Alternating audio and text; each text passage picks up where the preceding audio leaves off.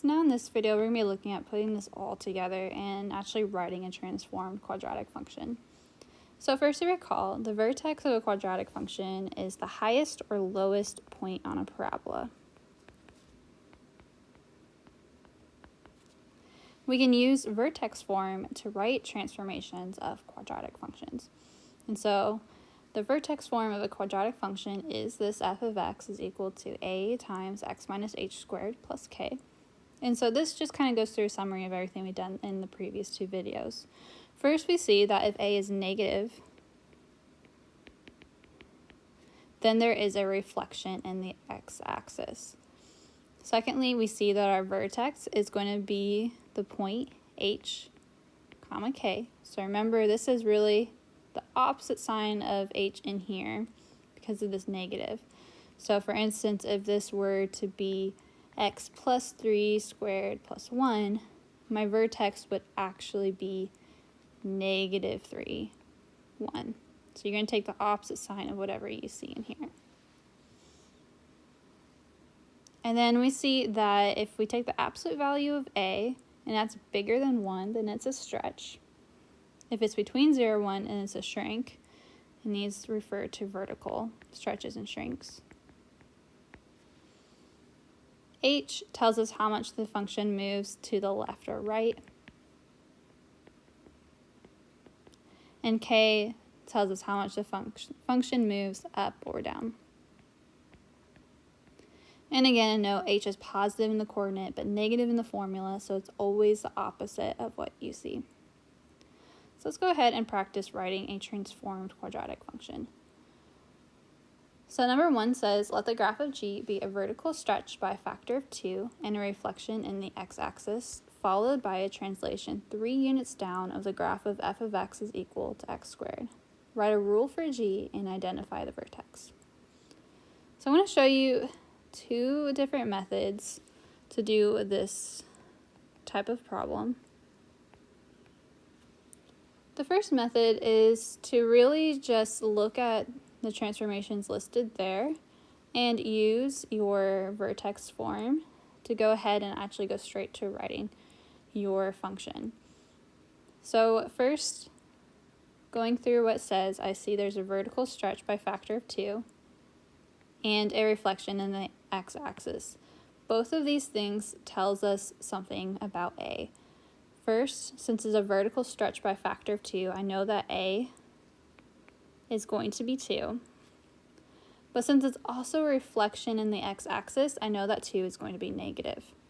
So I have that piece of information. And then it says that has a translation 3 units down.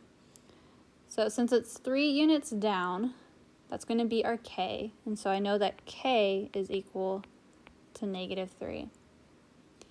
And now I can use that to go ahead and plug that into my vertex forms. My vertex form is, I'll use g. G of x is equal to a times x minus h squared plus k. Well, we found our a to be negative 2. We didn't get a value for h, so that means that h is just equal to 0. And then minus 3 for k. And so simplifying that out, we get that g of x is equal to negative 2x squared minus 3. And then this question also asks us what the vertex is. And so I can look at this form here to see that my h is 0 and my k is negative 3 to tell me that the vertex here is 0, negative 3.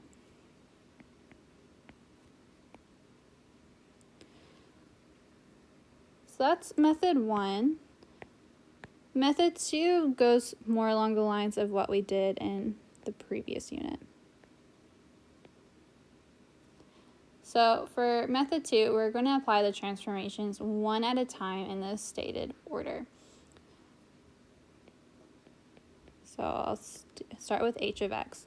And so I would say, like, okay, h of x is a vertical stretch by factor of 2 and a reflection in the x-axis of the graph of f. And so since it's reflected, I know it's going to be negative f of x.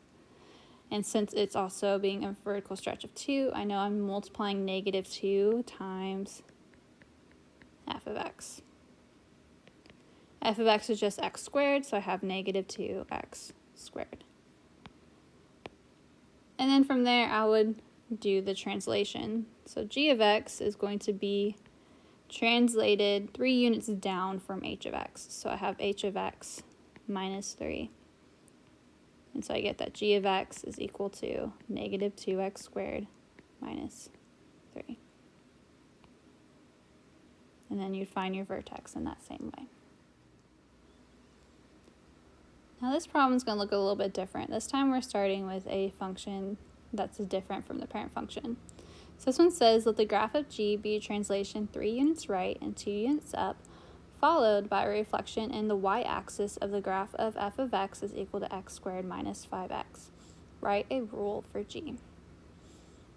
So this one you're going to want to go ahead and take it step by step because we are not starting from the parent function. We're starting it from a different function. So we're going to go more along lines of method 2 up here.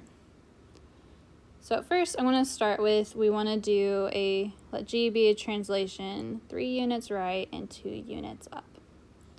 So that means that my first translation, I'm going to have h of x is equal to f of x minus 3, since we're going 3 units right, plus 2, since we're going 2 units up.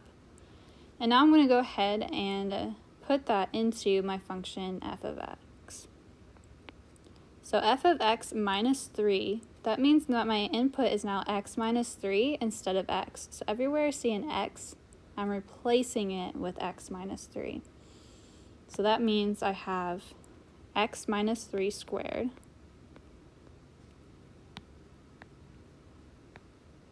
minus 5 times x minus 3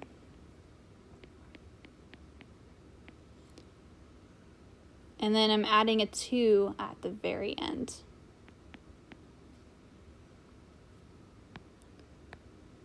And now I'm going to go ahead and simplify that out. X minus 3 squared is the same thing as x minus 3 times x minus 3. And then distributing this 5, I get negative 5x. Negative 5 times negative 3, I get plus 15.